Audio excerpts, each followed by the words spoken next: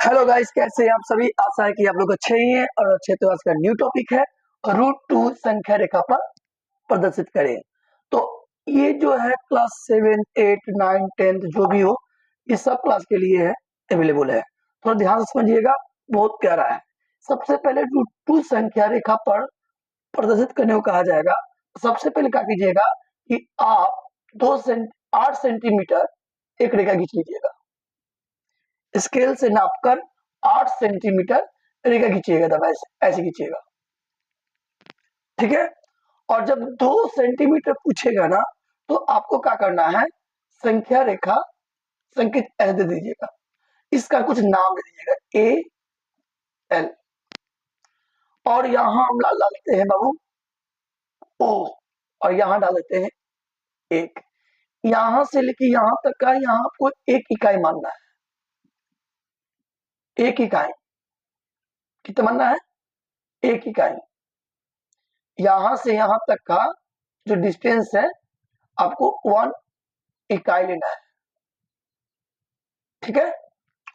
उसी तरह आप इधर भी लेना है, जितना नीचे लिए हैं ले लिए, ये भी 1 इकाई होगा, 1 इकाई।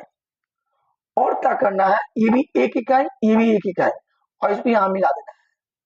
तो इसका नाम दे दो कुछ बी, इसका नाम दे दो कुछ सी। समझ आ रही बात। अब क्या करना है, जो हम रिप्रेजेंट किए हैं ना, वहां लिखना पड़ता है। क्या क्या लिखिएगा, यहाँ लिखिएगा संख्या रेखा जो बनाया है ना फिगर, इसको लिखिएगा यहाँ। यहाँ यहाँ ए एल एक संख्या रेखा है। और देखा जाए यहाँ ओ बी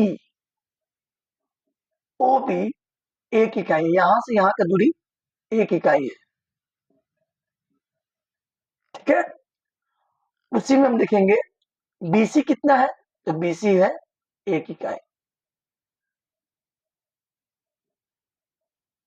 बीसी है 1 इकाई। और तो और इसमें देखा गया कि बीसी जो है ना, बीसी का हो चाहे सीबी का हो, ये लंब है एल पर। तो लिखेंगे यहाँ कि बीसी जो है लंब है, इसको लंब करते हैं ना, परपेंडिकुलर इंग्लिश बोलते हैं। किस पर है, एल पर है।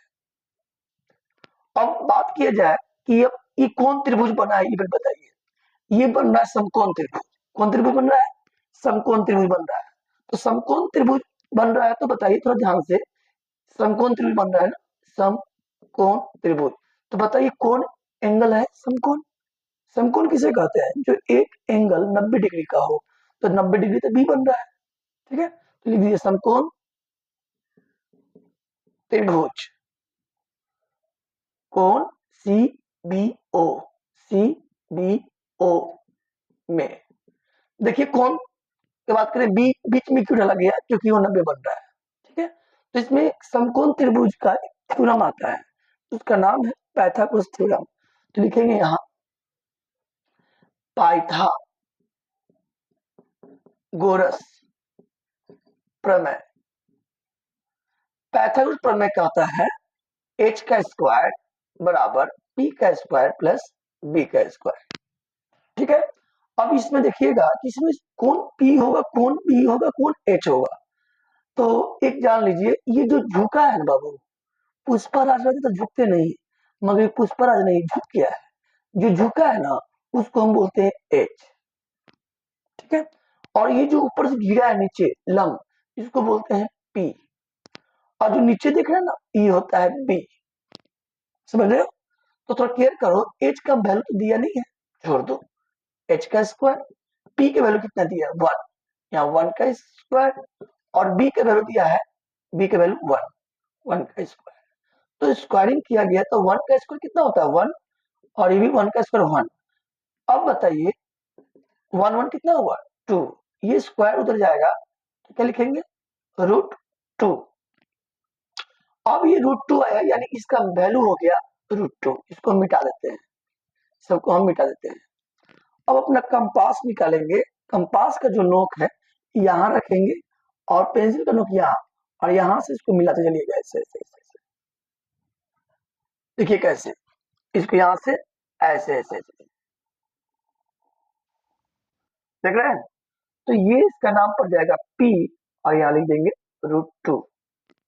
तो लिखेंगे अर्थात अर्थात रूट अर्थात बिंदु P √2 को क्या कर रही है, प्रदर्शित कर रही है या निरूपित करेगा, प्रदर्शित प्रदर्शित करेगा। ठीक है, तो आशा है कि आप लोग समझ में आ गया होगा। आ गया है तो लाइक और सब्सक्राइब कर दीजिएगा। मिलते हैं नेक्स्ट वीडियो में। Bye bye, take care.